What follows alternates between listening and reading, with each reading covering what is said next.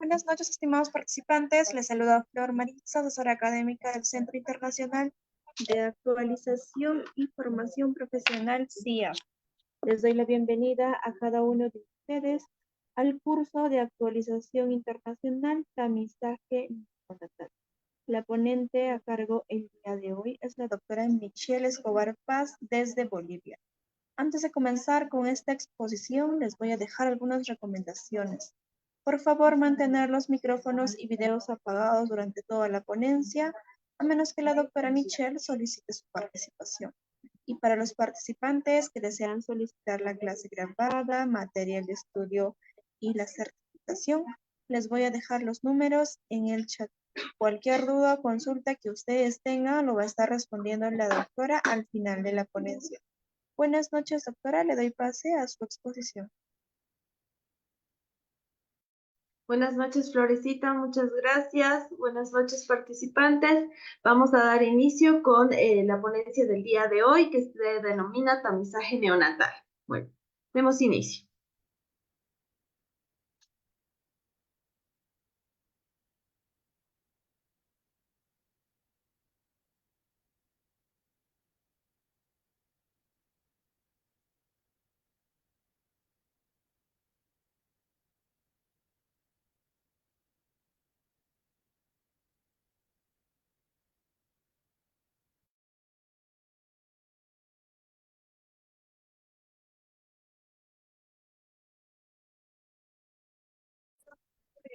Ya, Magda Linda, un fuerte abrazo. Ahí estamos coordinando.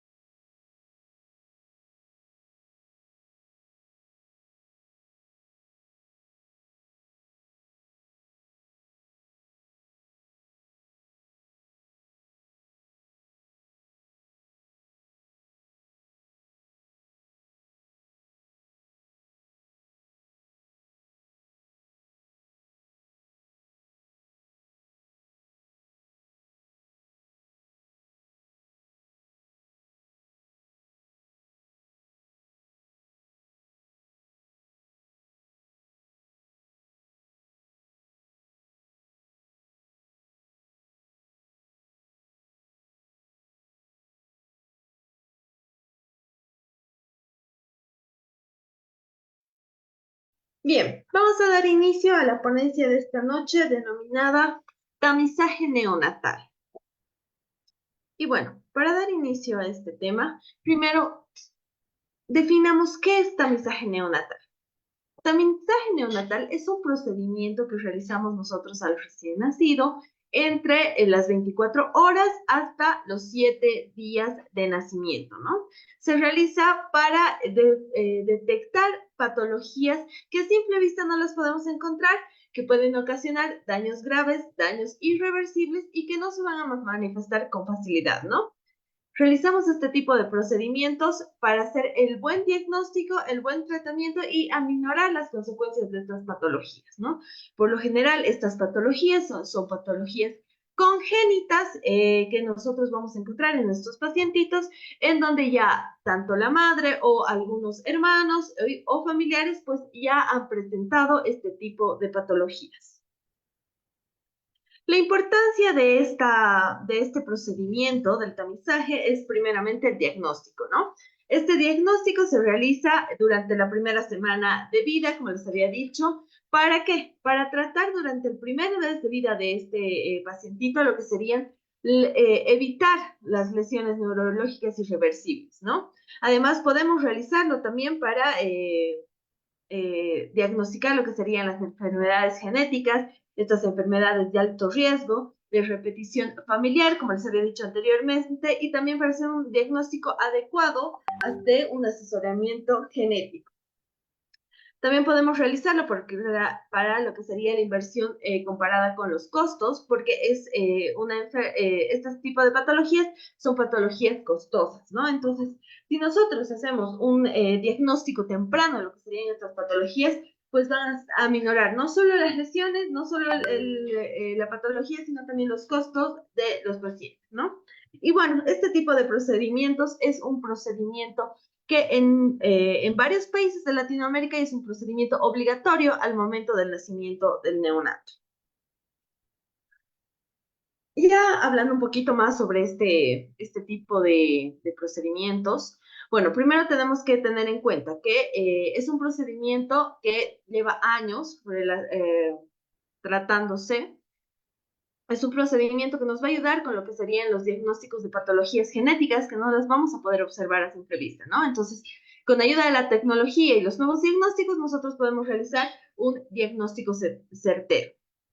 Nos va a ayudar a la detección temprana de estas patologías. ¿Qué quiere decir esto? Que si nosotros podemos realizar este tipo de diagnósticos en una edad entre la semana y el mes, pues vamos a poder realizar un buen tratamiento para que posteriormente la vida de este paciente sea una vida más duradera, ¿no? Y que no tengamos que llegar a consecuencias más graves.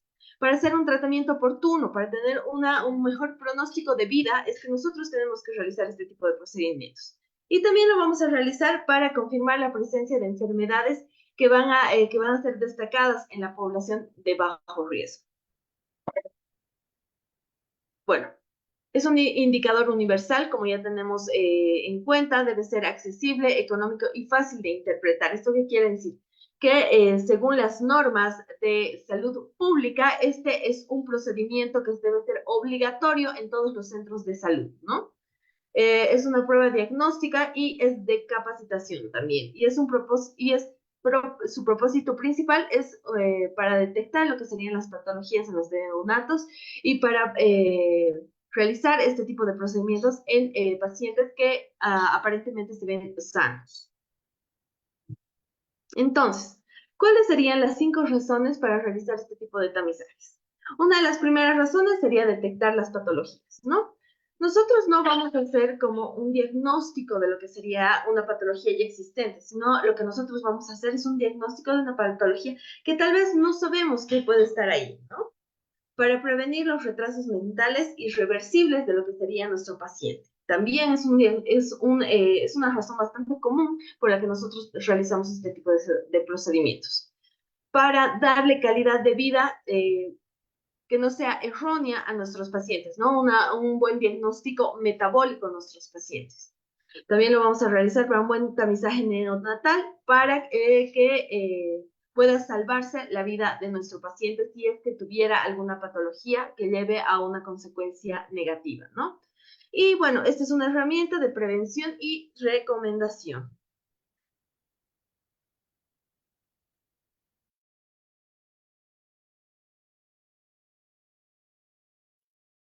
Hablando un poquito de la historia de lo que sería este tipo de procedimientos. Bueno, este tipo de procedimientos ha comenzado en 1902, ¿no? Se realizaban los recién nacidos para identificar lo que serían las patologías metabólicas. Estas patologías metabólicas eran señaladas por la posibilidad de la herencia de efectos químicos específicos para lo que sería el metabolismo, ¿no? Posteriormente, en 1934 ha sido detectada la primera patología con este tipo de procedimientos. Esta ha sido la fenilcetorinina, donde se ha detectado en 1934 por primera vez esta enfermedad de forma temprana durante la eficiencia inicial a través de lo que sería el tamizaje a nivel de la orina, ¿no? Esto se realizaba con cloruro férrico. En 1961 ya el doctor Robert Gutierrez desarrolló las pruebas de tamizaje mediante la recolección de gotas de sangre a través de lo que sería un filtro de papel, ¿no? Y posteriormente, en 1963, este mismo doctor Robert Gutierrez y la doctora Susi reportan lo que sería el resultado diagnóstico de los errores congénitos del metabolismo en la etapa perinatal. A raíz de esto, pues llegamos a la implementación de lo que serían estas pruebas de tamizaje neonatal, ¿no? La prueba de tamiz neonatal que se inició en Norteamérica. Las enfermedades destacadas que nosotros vamos a poder encontrar con este tipo de procedimiento es, entre las más frecuentes, vamos a poder encontrar lo que sería el hipotiroidismo congénito, vamos a poder detectar lo que sería la fenilcetonuria, vamos a poder encontrar lo que sería la galactosomía y también la hiperplasia suprarrenal congénita, ¿no? Y entre los más comunes que nosotros vamos a poder diagnosticar es la deficiencia de GEPD, que sería la glucosa 6-fosfato de hidrogenasa.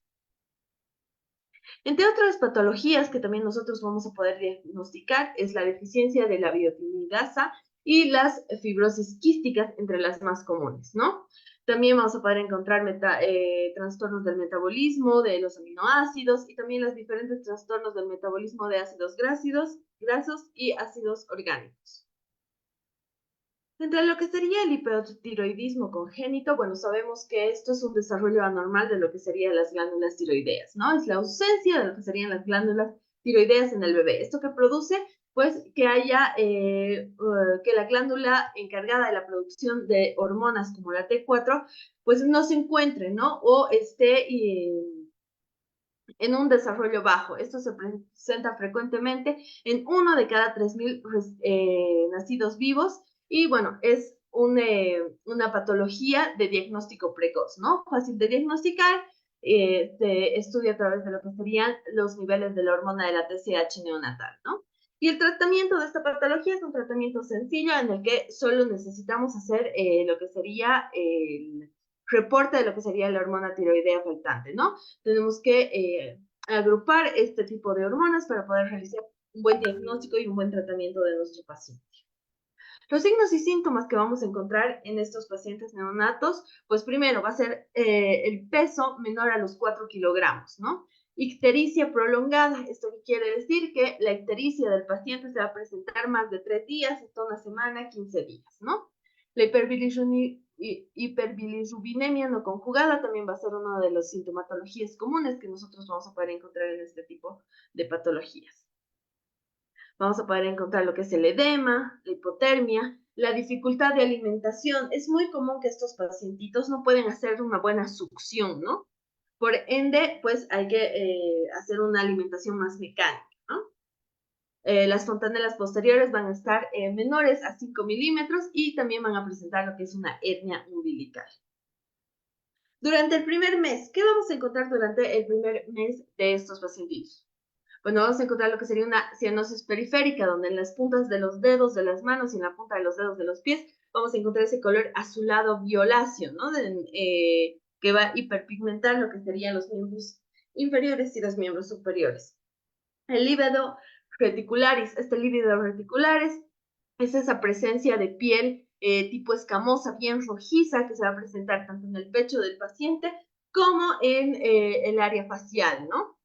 Una piel áspera y seca también se va a encontrar en estos pacientitos, constipación, letargia, un llanto ronco, microglosia y también va a presentar lo que es el mixedema generalizado, ¿no? Es por eso que vamos a ver este pacientito con cachetes bien anchos, con una papada prominente, ¿no? La fenilcetonuria es una patología bastante común que vamos a encontrar con lo que sería un tamizaje que se va a encargar de lo que sería la incapacidad del organismo de metabolizar lo que sería la fenilalanina, que se encuentra como una proteína de los alimentos, ¿no? Por lo general, este tipo de patologías, si nosotros no la diagnosticamos a tiempo, la podemos diagnosticar cuando el paciente ya está entre los 6 meses a un año, ¿no? Aquí ya es más complicado hacer un retroceso a lo que sería esta patología. Es un tratamiento que se va a basar en una dieta extensa de los alimentos, en donde, por ejemplo, vamos a poder encontrarlo en lo que sería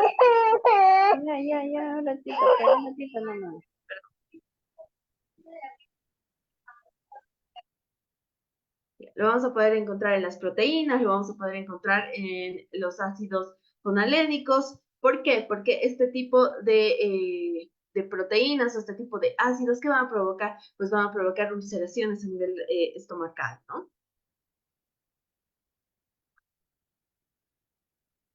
La galactosemia, la incapacidad del organismo para utilizar el azúcar de la leche. Es muy común que también en este tipo de pacientitos podamos encontrar esta patología. Esta patología se presenta en 1 de cada 5,000 pacientes nacidos vivos, ¿no?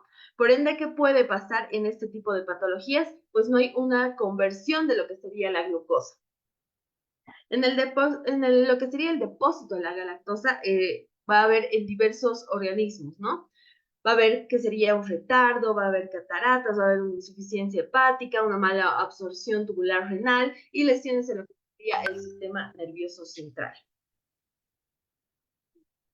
Por lo general, estos pacientitos, no van a poder tomar la leche materna, van a tener que estar con una dieta sujeta a fórmula, van a tener incapacidad de lo que sería una buena alimentación, ¿no? Y bueno, entre las patologías más comunes que se van a presentar en este tipo de pacientes va a ser una insuficiencia hepática. Puede presentarse también como sintomatología secundaria, una ictericia a la segunda semana de vida, ¿no? En su tratamiento es una dieta excesiva de lo que sería exacta de lo que serían los lácteos. Como les decía, en este tipo de pacientitos nosotros solo utilizamos fórmula. ¿Qué va a pasar en este tipo de procedimientos? Bueno, al unirse la galactosa con la ATP va a formar lo que sería la galactoquinasa, ¿no? Esta galactoquinasa que va a producir, uniéndose con lo que sería la glucosa, va a formar lo que sería la galactosa 1, que sería la fosfatil-uriltransferasa. Y por último, esta uriltransferasa se va a formar o se va a unir con lo que sería la galactosa y va a formar lo que sería la galactosa epidermasa. En una hiperplasia adrenal renal, esta hiperplasia adrenal renal también es una enfermedad bastante común que vamos a encontrar en estos pacientitos, ¿no? Es una enfermedad congénita y que es de herencia autosómica recesiva, ¿no? ¿Dónde se va a producir o qué se va a producir en este tipo de patologías? Pues es la ausencia de lo que serían las enzimas reguladoras del sistema de hormonas de la corteza suprarrenal. ¿Qué quiere decir esto? Que va a haber una ausencia de cortisol, va a haber una ausencia de hormonas sexuales y va a haber una ausencia de lo que sería la aldosterona. ¿Qué va a pasar en esto? Pues la síntesis del colesterol va a estar bloqueada a distintos niveles. Va a haber un aumento de lo que sería la ACTH y va a haber una síntesis de la producción a todos los bloqueos anteriores. ¿Eso qué quiere decir? Que no se va a poder sintetizar lo que serían las hormonas sexuales y no se va a poder sintetizar lo que sería la aldosterona. En la hiperplasia adrenal congénita. Bueno, este es más en pacientes femeninas, ¿no? Que vamos a ver en estas pacientitas. Es un cuadro genital ambiguo. ¿Esto qué quiere decir? Que es un cuadro genital en el que los genitales de la paciente se van a ver masculinizados.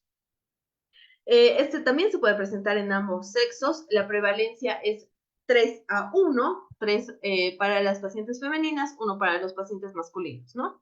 En ambos sexos se puede presentar una pérdida exagerada de lo que sería la sal, una deshidratación, y esta patología puede ser fatal, ¿no? Existen varios tratamientos que serían de reemplazo hormonal para este tipo de patologías. Aquí en imagen quiero que observen un poquito lo que sería la transformación de los genitales, tanto en los pacientitos femeninos como en los masculinos, donde si esta patología tiene un aspecto ligero, por ejemplo, un aspecto de los genitales externos en una forma ligera, pues ¿qué va a haber? Una hipertrofia de lo que sería el clítoris y una vulva pequeña. En un intermedio vamos a encontrar lo que es un clítoris muy hipertrofiado con unos senos urogenitales. Ya cuando hablamos de esta patología más intensa, pues sabemos que el clítoris se ha desarrollado como un miembro viril, el meato urinario está abocado a lo que sería la cara inferior del clítoris y hay una hipertrofia de la ausencia de los testículos. Y en lo que sería un caso extremo, pues ya va a haber un aspecto extremo de lo que serían los genitales masculinos normales y una ausencia de testículos en las bolsitas, ¿no?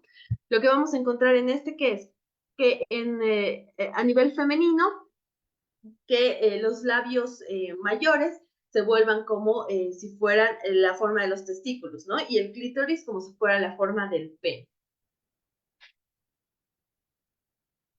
En lo que sería la deficiencia de la GEPD, que sería la glucosa 6-fosfato hidrogenasa, es una enfermedad hereditaria. Esta enfermedad está ligada a las enfermedades cromosómicas X, ¿no? ¿Qué va a ser esta? Es una disminución de lo que sería la actividad de las enzimas, ¿no? Va a presentar lo que sería una reducción del potencial antioxidante intracelular de la NADPH, que sería la hemoglobina desnaturalizada, ¿no? ¿Esto qué va a producir? ¿Qué patologías más comunes vamos a encontrar en este tipo de procedimientos? Pues se va a presentar lo que sería una anemia hemolítica.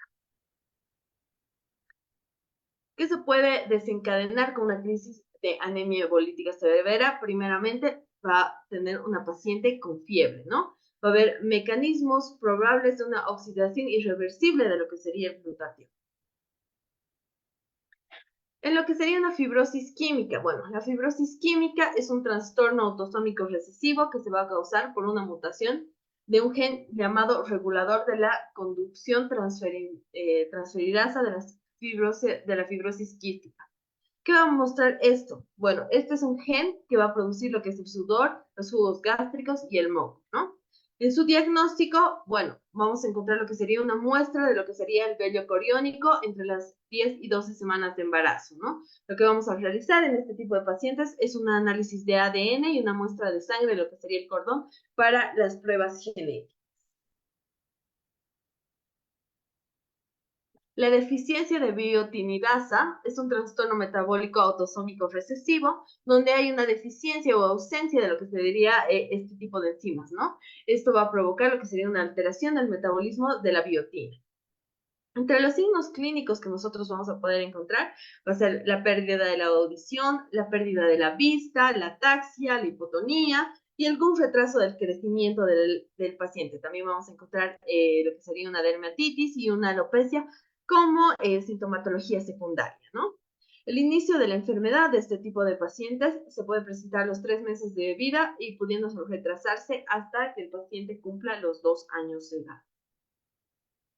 Los objetivos de este tipo de patologías, para este tipo de patologías, es destruir y tratar las oportunidades de estas enfermedades graves que pueden ser irreversibles y que se pueden detectar al nacimiento, ¿no? ¿Esto qué quiere decir? Que estas patologías son de recesión médica muy cuidadosa. Los errores innatos de lo que sería el metabolismo están producidos ¿por qué? Por la deficiencia de lo que serían las enzimas funcionales, la deficiencia de un transportador de membrana o la deficiencia de una proteína o lo que sería un cofactor específico. ¿Qué va a producir esto? Pues va a producir lo que sería un bloqueo de la ruta metabólica, provocando la acumulación de los sustratos. Esto va a producir lo que serían patologías renales, va a producir lo que serían patologías cardíacas, incluso las patologías triosómicas, como la del síndrome de Down.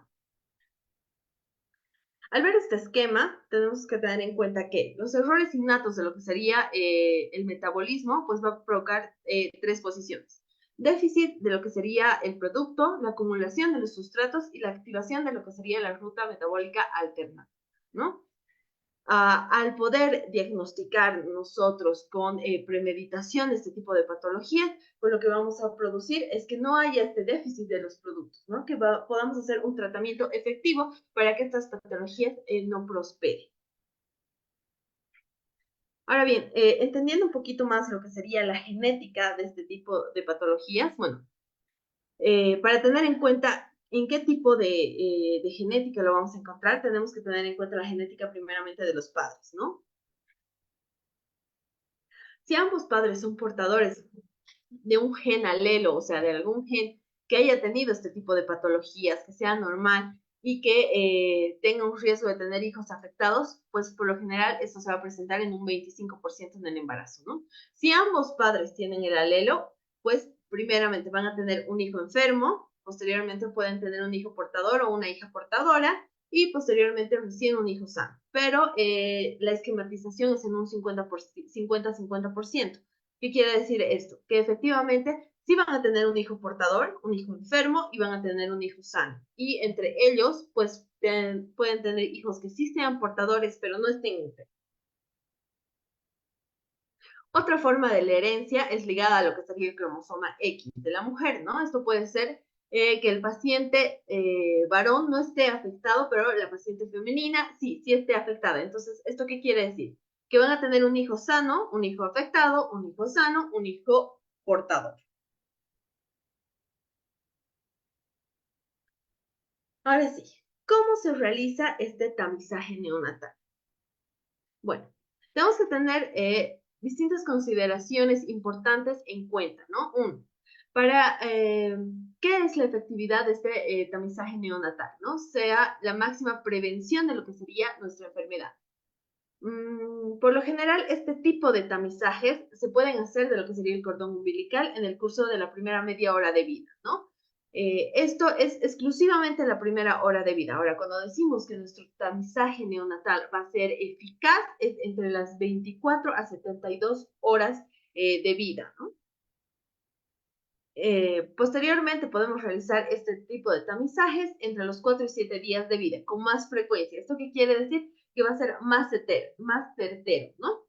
La excepción de lo que sería este tipo de procedimientos es un paciente prematuro. Si el paciente se realiza en un determinado de 7 días antes, con una edad gestacional de 40 semanas, pues esto va a ser un condicionante para que este tipo de procedimientos pues sean negativos.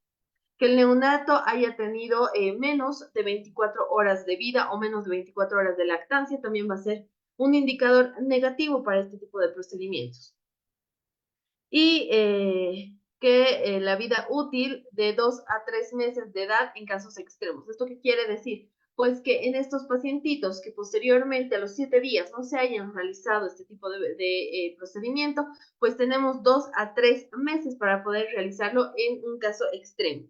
Posterior a esto ya no se puede realizar este tipo de tamizajes. Los materiales a utilizar van a ser una lanceta o una aguja del número 26, alcohol al 70%, algodón, gasas y guantes. El papel filtro, que va a ser específico, que se llama la tarjeta de Goodyear, denominada por el doctor Goodyear, que ha sido el encargado de pues, diagnosticar este tipo de patologías en 1963, ¿no? Es un papel que debe unirse a lo que serían las características específicas garantizadas para la capacidad de absorción y homogeneidad de lo que sería el volumen de retención. Este tipo de papel o este tipo de cartón es un cartón absorbible, ¿no? En el papel se fija lo que es la fecha de registro y se debe obtener como mínimo 4 círculos preemisorios de lo que sería este tipo de presentación, ¿no? De muestra. Esta es la forma de lo que sería nuestra ficha, nuestro cartón de registro, donde tenemos que tener en cuenta que tenemos que poner el número de lo que sería la fecha de tamizaje, la institución, el nombre de la madre, la dirección, el teléfono, la fecha de nacimiento, el peso al nacer, muy importante para el recién nacido, el género o el sexo, el tipo de muestra que nosotros estemos observando, ya sea de cordón umbilical o de talón, y la fecha de toma de muestra. Esta toma de muestras se puede hacer de 3 formas. Del cordón umbilical, que es la que frecuentemente nosotros realizamos en lo que serían los centros de salud de primer nivel, ¿no? La del talón, que se utiliza en todos los centros de salud, y la que es del dorso de la mano, que es poco común. ¿Cómo vamos a realizar este procedimiento? Bueno, primero, vamos a impregnar todo lo que serían los círculos de papel cromatográfico con las gotas de sangre, de manera que la mancha sea igual en el anverso y el reverso de lo que sería nuestro cartón, ¿no? Evitando que el contacto del cartón con la piel del paciente. Posteriormente lo dejamos secar en una posición horizontal y alejado de cualquier fuente de luz o fuente de calor. Comprobamos que tanto el papel como el afiche de identificación estén completamente llenados, ¿no? Correctamente llenados. Y bueno, introducimos lo que sería la ficha y el papel de muestra en lo que sería nuestro sobre correspondiente al centro y posteriormente lo llevamos a detección neonatal. ¿Cómo realizamos el procedimiento? Bueno, primero anotamos lo que sería la firma y la realización del procedimiento. ¿Esto qué quiere decir? Que en la ficha tiene que estar el día, la hora, la colocación del papel y la ficha dentro de lo que sería el sobre, la fecha de envío y la historia clínica de nuestro paciente. Vamos a anotar también lo que sería el día y la hora de extracción en el carnet de salud de nuestro niño. Las situaciones en las que no es válida nuestra muestra de sangre. Bueno, una más común que nosotros tenemos que tener en cuenta es que esté fuera de los plazos marcados por el Centro de Detección Neonatal. ¿Esto qué quiere decir? Que sea una muestra posterior a los 7 días de nacido o antes de las 24 horas, ¿no? Obtenida directamente de catéteres por una alimentación parenteral u otros tratamientos, ¿no? Si nosotros absorbemos esta sangrecita, lo que sería el catéter, pues es una muestra contaminada, no sirve. Muestras contaminadas que estén por el uso de alcohol, por cremas, pomadas, por la orina, heces o leche del bebé, pues también es una muestra que no va a servir. Cantidades insuficientes. Tenemos que tener en cuenta que son 4 círculos, ¿no? Y estos 4 círculos tienen que estar bien marcados en ambas caras. Obtenidas después de una transfusión. Bueno, no podemos hacer este tipo de procedimientos si el paciente ha tenido una transfusión, ¿no? Tenemos que esperar mínimo 7 días y máximo 14 días para poder volver a realizar este procedimiento, ¿no? Para tener una buena muestra de lo que sería el plasma que refleje el proceso metabólico y fenotipo del neonato.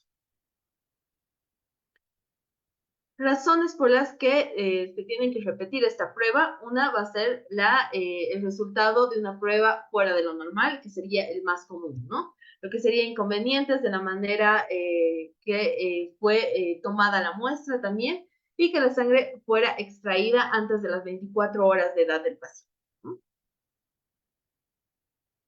Este es el procedimiento que se ve por lo general en lo que serían los centros de salud, donde utilizamos la tarjeta de Goodyear Tomamos la muestra posteriormente a las 24 horas con la alimentación de leche materna, capturamos todos los datos del paciente, capturamos los datos de la madre, obtenemos el disco de muestra que es más o menos de 3 milímetros y bueno, hacemos el procedimiento, ¿no?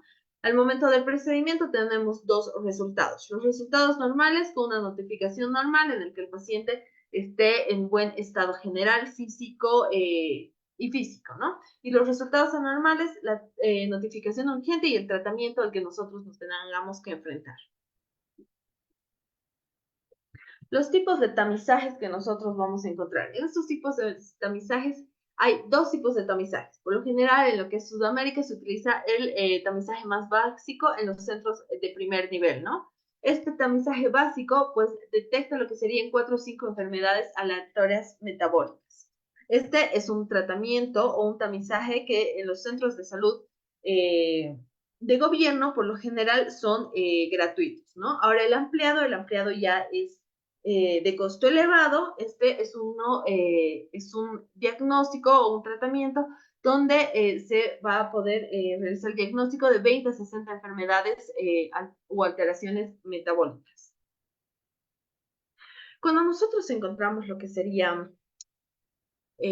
por ejemplo, el cómo realizar este tipo de procedimientos, ¿no? Por lo general, para las madres es bastante invasivo que vayamos y pinchemos el piecito de su bebé recién nacido, que le saquemos sangrecita, ¿no? Por lo general hay que hacerles a todas nuestras mamis y papis, bueno, una presala, ¿no? De lo que sería nuestro tratamiento, nuestro procedimiento, ¿no? Hay que explicarles cómo se va a realizar, qué tipo de patologías puede tener, si en su historia clínica familiar ha tenido algún paciente que tenga problemas renales, que haya tenido problemas cromosómicos, entonces que para evitar ese tipo de patologías que se puedan repetir en la familia, pues hay que hacerle este tipo de procedimientos, ¿no? Para ello he encontrado un videito bastante interesante de cómo se les podría explicar a los papis cómo se tiene que hacer este tipo de procedimientos. Sabemos que lo más importante para todos los padres es que sus hijos crezcan sanos y felices. Teniendo esto en cuenta, si te dijeran que existe un examen gratuito e inofensivo que en poco tiempo puede revelarte el estado de la salud de tu bebé, ¿someterías a tu hijo a esa prueba? Con el fin de prevenir enfermedades congénitas que afecten la salud de los niños, en el 2015 el gobierno peruano oficializó la ejecución del Programa Nacional de Tamizaje Neonatal. Este procedimiento es un derecho que tienen todos los bebés al nacer y es un pequeño examen que trae grandes beneficios, pues informa de manera rápida a los padres y doctores el estado de la salud del recién nacido. ¿Cómo funciona? Esta prueba es realizada antes de darle de alta al bebé después del parto. El examen es realizado por un profesional de la salud y consta de una prueba auditiva, de vista y de sangre. Esta última consiste en sacarle una muestra de sangre del talón al recién nacido a través de una simple e inofensiva punción que será colocada en una tarjeta especial. Luego, la sangre es analizada y te informarán los resultados tras 4 días. Esta prueba permitirá identificar 6 enfermedades congénitas, es decir, que están presentes desde el nacimiento, que pueden ser controladas si se detectan a tiempo. Estas enfermedades son fibrosis quística, hipotiroidismo congénito, hiperplasia suprarrenal, fenilcetonuria, hipoacusia o cataratas congénitas. Por decreto supremo, desde el 19 de junio de 2019, esta prueba es obligatoria y gratuita en todos los centros de salud del Perú. Sin embargo, muchos padres no conocen este derecho y por ende no lo exigen. El tamizaje neonatal es una prueba que demora unos cuantos minutos en realizarse, pero repercute en toda la vida del bebé. Exige este procedimiento a tu médico tratante y descarta que tu hijo padezca de una enfermedad congénita. Lo único que te cuesta es pedirlo. Bueno, es una forma muy interesante de poder explicarles a los padres que se tiene que realizar este tipo de procedimientos, ¿no? Como hemos podido ver en el videíto, en el área del Perú, en el país del Perú, es ya gratuito, ¿no? En Bolivia no es gratuito, en Bolivia sí tiene un costo de 50 bolivianos y bueno, creo que en Colombia es gratuito solamente en los hospitales de primer nivel. Ahora bien, para este tipo de pacientitos que tienen algunos, este tipo de padecimientos, También tenemos pues el apoyo psicológico y emocional a los familiares, ¿no? En este caso a los papás, que obviamente por la premura de lo que sería el diagnóstico y por la presencia de este en sus niños, pues no saben cómo reaccionar ante la patología a la que se están presentando.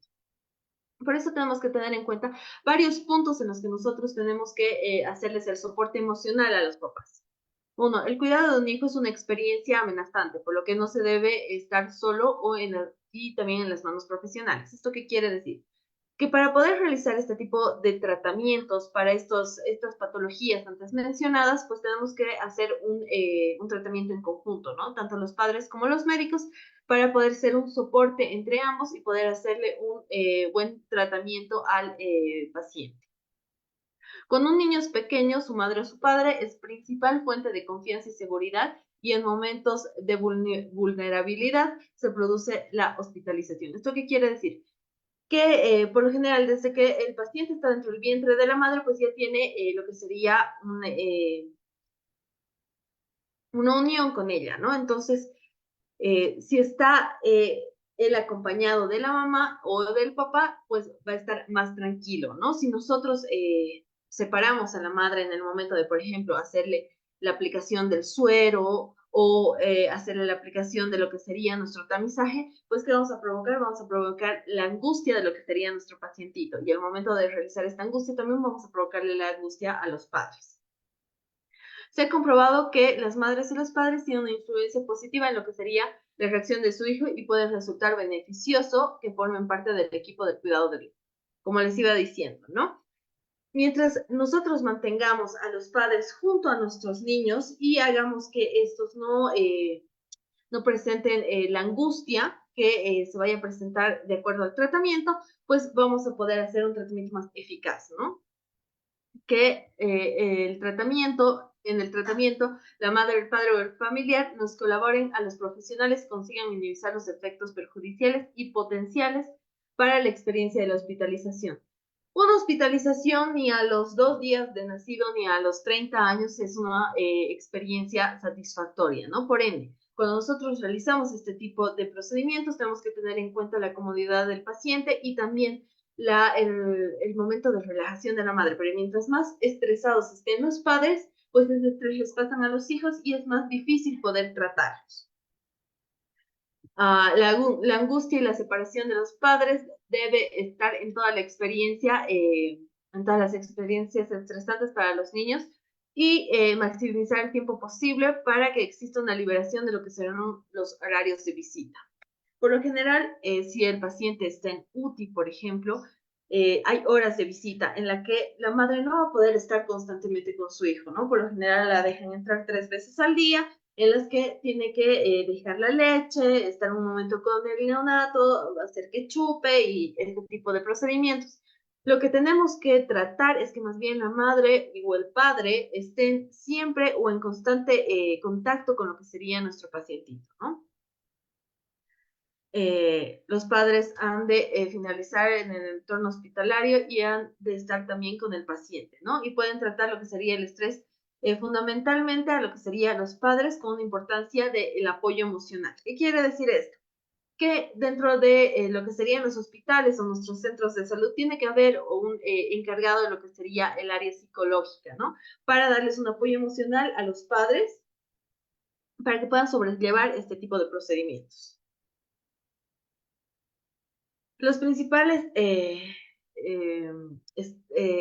puntos de estrés de lo que sería la hospitalización infantil es uno, la enfermedad, el dolor, el entorno hospitalario, el ambiente no familiar, la presencia de extraños durante el tiempo que el paciente esté dentro de lo que sería la hospitalización, ¿no?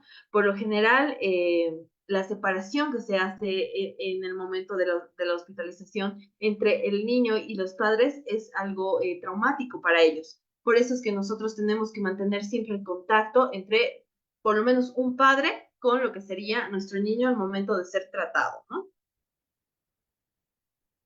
El estrés y la ansiedad de los padres afecta directamente al niño. Por esta razón, los programas para los pacientes pediátricos deben dirigirse también a los padres y a otras personas que estén en el entorno del niño para lograr los buenos objetivos. ¿Esto qué quiere decir? A los padres, enfocándonos a los padres, tenemos que reducir lo que es el estrés, la ansiedad y que no influya negativamente en lo que son sus hijos. Al realizar este tipo de procedimientos de la reducción de lo que sería el estrés y la ansiedad, pues vamos a poder producir que la madre, por ejemplo, no esté, no me lo pinche tan fuerte, o no lo agarre así, o hijito tranquilo, y ya no te muevas, te voy a tener aquí, te voy a agarrar así. Entonces, ese tipo de nerviosismo de lo que serían los padres, pues van a violentar a lo que serían los niños, ¿no? Entonces va a ser más complicado poder tratarlos. Enseñarles que el procedimiento para que ayuden a sus hijos a afrontar lo que sería la hospitalización. Si nosotros tenemos en cuenta que la forma del tratamiento que nosotros vamos a realizar y les explicamos a los padres paso a paso cómo vamos a realizar estos procedimientos, pues ellos también ya van a estar emocionalmente preparados para poder realizarlo, ¿no? Y van a ser un mejor apoyo para el momento en el que nosotros tengamos que hacerle el tratamiento hospitalario a lo que sería el pacientito. Peterson y Morris, esto es una preparación que distingue los 3 tipos de hospitalización, ¿no? La preparación para potencial de hospitalizaciones futuras. Esto es más para pacientitos que tengan que internarse en el estado de urgencia, ¿no? La preparación en pacientes pediátricos que van a ser sometidos a hospitalización o procedimientos quirúrgicos como inyecciones, extracción de sangre y retiro de moldes. ¿Esto qué quiere decir? Pues que hay 3 puntos que nosotros tenemos que tener en cuenta para poder hacer la hospitalización de lo que serían nuestros pacientitos, ¿no? La urgencia es una muy importante. ¿Por qué? Por un shock, por ejemplo, en el que el paciente esté en un grado crítico y, bueno, tengamos que tratarlo de un modo impulsivo, ¿no? ¿Esto qué quiere decir? Que nuestro pacientito tiene que estar en sala de urgencias y los padres tienen que estar separados de él, entonces tenemos que tener en cuenta la posición en la que se ponen los padres. La preparación de lo que sería el paciente pediátrico para los procedimientos quirúrgicos, pues ya en este tipo de preparación el paciente tiene que estar psicológicamente preparado para ello y los padres también tienen que estar psicológicamente preparados para esto. Van a tener como que un proceso en el que se van a poder adaptar a lo que sería este tipo de procedimientos. Y la preparación del paciente pediátrico en hospitalización para intervención quirúrgica. ¿Esto qué quiere decir? Pues que cuando hagamos alguna intervención, pues primero tenemos que tener en cuenta que cómo están los padres, cómo está el niño, qué tipo de angustias están presentando ambos y si van a ser un apoyo para lo que sería nuestro pacientito, ¿no? Y bueno, para la toma de lo que sería el tamizaje, aquí encuentro un videito bastante interesante para que puedan ver cómo realmente se realiza esta prueba.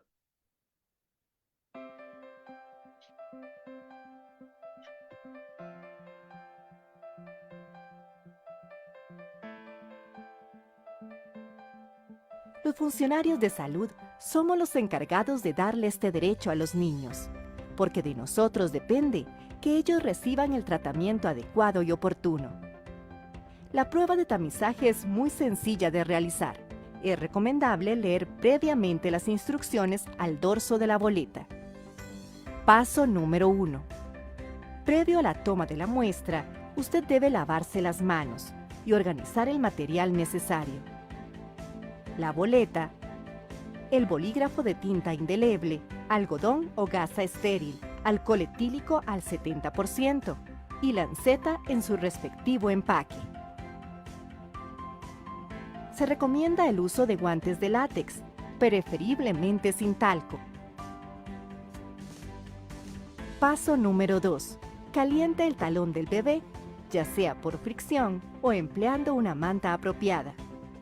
Lo puede hacer usted o puede realizarlo alguno de los padres. En el segundo caso, usted debe explicarle cómo hacerlo. Paso número 3. Usted debe llenar la boleta correctamente con todos los datos requeridos. Debe hacerlo a mano y todos los espacios deben estar completados. Recuerde que debe utilizar un bolígrafo de tinta indeleble. Cualquier otro instrumento o tipo de bolígrafo podría contaminar la prueba. Paso número 4. el bebé debe colocarse de frente al funcionario de salud y a la altura del hombro del encargado. Paso número 5. Debe ubicar la zona ideal de la punción en el talón. Tome el pie tal y como se muestra en el video. Luego limpie la zona con algodón impregnado con alcohol etílico al 70% y deje secar. Recuerde no utilizar alcohol con yodo porque contaminará la prueba. Paso número 6. Abra la envoltura de la lanceta, tómela con el logotipo de frente a usted y colóquela en la zona de punción de forma perpendicular al pie. Paso número 7. Presione el botón blanco de la lanceta. Manténgala por 3 segundos sobre el área de punción. Luego debe sostener el pie de la forma en que se muestra, sin presionar, ya que interrumpirá el flujo de la sangre capilar. Recuerde no ordeñar la herida. Paso número 8. Elimine la primera gota de sangre con gasa o el algodón seco. Paso 9. Una vez que se forme la nueva gota, al desprenderse, debe de caer dentro del área punteada del papel de filtro. Con el mismo procedimiento, llene los círculos restantes, una gota por cada círculo. Debe procurar que el talón no toque el papel del filtro. Paso 10. Limpie con una gasa o algodón seco el área de punción y genere una ligera presión para detener el flujo de sangre. Paso 11. Verifique que la muestra esté bien tomada. Una muestra adecuada debe verse igual a la que se mira en el video. Para verificar la cantidad de muestra, puede emplear el dispositivo. Paso 12. Descarte adecuadamente el material utilizado en un basurero de desechos bioinfeccioso o punzocortantes. Paso 13. Recuerde llenar correctamente el carnet de desarrollo integral del niño y agregar el comprobante de tamizaje al carnet. Paso 14. Deje secar la muestra, al menos 2 horas en el soporte para secado de muestras. Cada muestra debe girarse 180 grados con respecto a la anterior, para evitar que se contaminen. Paso 15.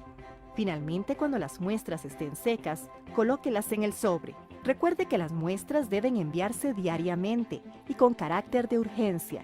En muchos casos, un retraso puede afectar severamente la salud del niño. Estas son algunas muestras inadecuadas. Porque la cantidad de sangre es insuficiente.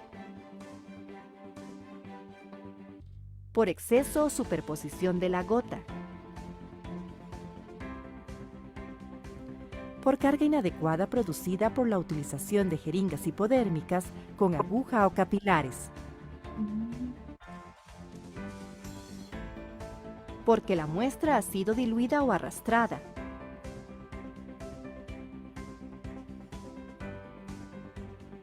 Porque se ha contaminado por contacto con insectos, roedores u otros animales.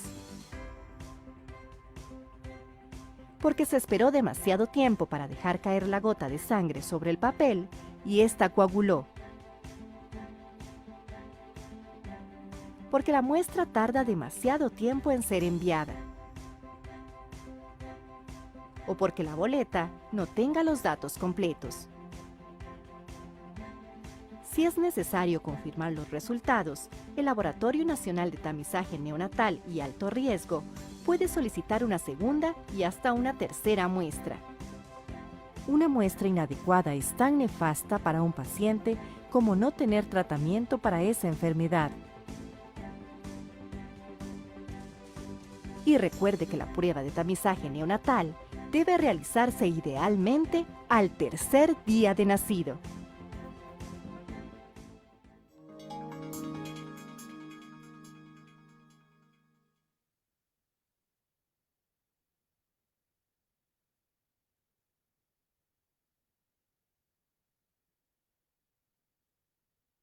Bueno, ¿hasta aquí alguna duda?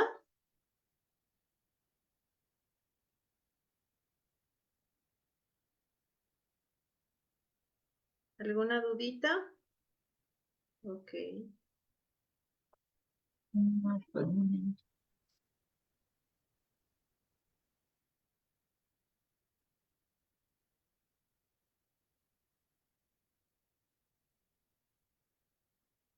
Perfecto, Paulita, mil gracias. Señora Nancy, buenas noches. Buenas noches. Buenas noches, señora Nancy. ¿Qué le ha parecido el videíto? ¿Interesante? Sí, el curso fue interesante. Usted, Sí, dígame. escucho. Le quería preguntar si al bebé se tamiza a partir de las 48 horas de vida hasta los 28 días, ¿cierto? Hoy, Lo que le escuchaste es que dentro de los primeros 6 días. nosotros realizamos este procedimiento a partir de las 24 horas de nacido hasta los 7 días, ¿no? Ahora, un día ideal para poder realizar esta prueba sería después o durante el tercer día del nacimiento. 32 horas más Que o menos. Ujú. O sea, respondiendo a la preguntita de Luzmi, no es necesario que el paciente esté sin comer 3 horas antes. Es más, el paciente tiene que haber tomado su lechecita para poder realizarle esta prueba. Marcia, efectivamente también se puede tomar en el dorso de la mano, pero no es tan utilizada esa prueba de tamizaje como es la de la parte de la plantita del pie. por ejemplo, su compañera, la señorita, por ejemplo, los niños que están, por ejemplo, en áreas de intermedios o DUCIM, si el bebé que está hospitalizado, justo en el momento que yo llego para tomar la muestra del tamizaje, le van a tomar un hemograma, donde van a pinchar la venita de la bebé, de la manito, por ejemplo, del dorso. ¿Yo podría tomar esa muestra? Sí podría tomar esta. Aprovecharse para ya no pincharle al bebé, o sea, yo, sino de la muestra que está tomando el compañero en ese instante, ¿no? Del laboratorio, por ejemplo. Yo podría. Sí se podría tomar la muestrita del dorso de la manito, pero no es tan efectiva. O sea, lo ideal sería tomarla de lo que sería la planta del pie. Si nosotros, voy a regresar las diapositivas, vemos, tenemos 3 formas de realizar este tamizaje, ¿no? El tamizaje a través de lo que sería el dorso de la mano, a través de lo que sería el talón del pie y el cordón umbilical. Como les digo, efectivo al 100% lo que sería el talón, ¿no? El dorso de la mano no es tan efectivo, ¿por qué? Porque la sangre es más fácil de coagularse, porque vamos a tener más dilatación de lo que sería la venita, entonces es mejor tomarla de lo que sería el talón. Son 2 piquetitos para nuestro bebé, sí, va a ser un poquito más molesto, pero vamos a evitar que también haya una muestra inadecuada de lo que sería el tamizaje.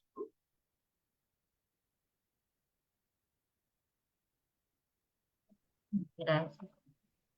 De que no se preocupe. Bueno, a ver, señora Nancy, ya le hemos preguntado. Yamile, buenas noches. Buenas noches. Bueno, creo que Yamile nos dejó. Eh, Marcia, buenas noches. Sí, buenas noches. Buenas noches, Marcia. ¿Usted recuerda cuánto tarda en secar la muestrita? ¿Cuánto tiempo tenemos que dejar secar la muestrita? 2 horas. 2 horas, efectivamente. Nosotros tenemos que dejar que esta muestra seque por 2 horas. ¿Por qué? Porque nosotros estamos dejando durante el cartón que sea una muestra tanto en verso como en reverso, ¿no? Entonces, por ello nosotros tenemos que tener en cuenta que tiene que hacer un buen secado para hacer una muestra adecuada, ¿no? ¿Alguna duda, Marcia? Hasta el momento no todo claro, gracias. A ti las gracias. Doctora, Muchas una pregunta que me queda en el aire, por ejemplo, a ver, para un poquito aclarar. dígame. Yo quería preguntarle, si un bebé prematuro, por ejemplo, 34 semanas, que tenemos que esperar 7 días para tomarle la muestrita, ¿verdad? Ya. Por ejemplo, en este caso, que el bebé esté delicado de salud, que no se le pueda tomar la muestra, pasan los días, el bebito sigue igual, o sea, está delicado. Ya está, por ejemplo, la fecha de vencimiento, digámoslo así, para tomarle la muestrita, que es a los 28 días. Si acabaron las tarjetas, se acabaron la lanceta, bueno, no, porque se puede usar la agujita, ¿no? Pero si se acabaron las tarjetas, papel filtro, y no le hemos podido tomar la muestra, y justo ahí llegan las tarjetas, un caso, ¿no? Llegan las tarjetas y el bebé recibe una transfusión. No se le tomó. Por ejemplo, se le puede tomar posterior a los días, o sea, que se debe tomar la muestra, bueno, en este caso a los 6 días, 7 días o hasta los 28 días como límite tomar la muestrita. ¿Se podría hacer corrigiendo la edad gestacional o no? Sí, sí, en este caso sí se podría. Mira, habíamos dicho anteriormente que si el paciente es un paciente prematuro, pues no se va a realizar este tipo de pruebas, ¿no? Entonces, ¿qué tenemos que tener en cuenta? Como tú dices, que no haya lancetas, que no haya cartones, que justo se haya hecho una transfusión de sangre. En este tipo de casos, que son casos especiales, podemos realizar este proceso hasta 3 meses. Pero ojo, aquí tenemos que tener en cuenta la condición física de nuestro paciente, si presenta alguna patología de base que ya haya sido diagnosticada, ¿no? Y bueno, tenemos que tener en cuenta que también esta prueba ya puede ser una prueba complicada, ¿no? Una prueba que ya esté mezclada, entonces no va a ser 100% certera ya a los 3 meses. Tenemos que tener en cuenta que aparte de hacer el tamizaje, pues también vamos a tener que hacernos otra ayuda diagnóstico, ya sea con algunas otras pruebas complementarias hematológicas, ya sea con algunos laboratorios depende del tipo de patología que nosotros estemos sospechando del paciente, o ya sea apoyo de rayos X, ya sea de tomografías, entre otras apoyo diagnóstico que nosotros vamos a utilizar, ¿no? En este tipo de casos es el único tipo de casos que nosotros tendríamos que realizar esta prueba después del tiempo que se sugiere. O sea, doctora, o sea, para hacerle, o sea, para realizar, si yo quisiera, o sea, realizarle el tamizaje neonatal, tiene que ser como diagnóstica de todo lo que usted me ha mencionado para yo poder, o sea, para tomar la decisión de al mes y medio, según cómo se vaya a recuperar el bebé. Claro, O efectivamente. sea, no De solamente acuerdo. quedaría con el tamiz, sino tendría que asociar más cositas, ¿no? O sea, más exámenes. Claro, efectivamente, tienes que apoyarte de más exámenes, porque ya recordemos que esta es una prueba de tamizaje de primer época de vida, digamos, ¿no? Que tiene que ser certera hasta los 7 días. Entonces, si nosotros la vamos a realizar posterior a los 7 días, tenemos que tener en cuenta que el paciente no solo está tomando calostro, ¿no? Ya está tomando, ya se fórmula, está tomando leche materna, que la madre puede estar comiendo cosas que pueden afectar a lo que sería el bebé, puede haber distintos factores que vayan a darte una muestra inadecuada. Entonces, vamos a enfocar lo que sería la muestra a el tipo de patología que nosotros estemos pensando que el paciente pueda tener, ¿no? Por eso es que estos son los únicos casos en los pacientes prematuros que se pueden realizar posterior a los 7 días de vida. Gracias, doctora, por la aclaración. De nada, Nancy. Bueno, con esto hemos llegado al final de la clase. Espero que les haya gustado el tema. Los espero la siguiente semana y bueno, tengan buena noche, lindo fin de semana.